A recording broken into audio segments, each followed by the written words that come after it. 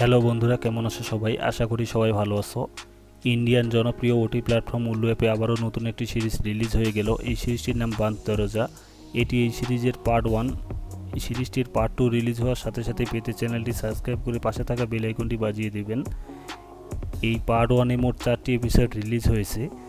সিরিজটিতে Indian biggest cute actress পূজা রাও, প্রিয়ঙ্কা চৌরসিয়া, মুস্কি আর উপেন্দ্রের মতো cute actress অভিনয় করেছে। এই 3 স্টার অভিনয় করাতে সিরিজটি অনেক জনপ্রিয়তা লাভ করেছে। সর্বপ্রথম সিরিজটির পার্ট 1-এ আপনারা মুস্কি আর উপেন্দ্রের একটি রোমান্টিক সিন দেখতে পারবেন।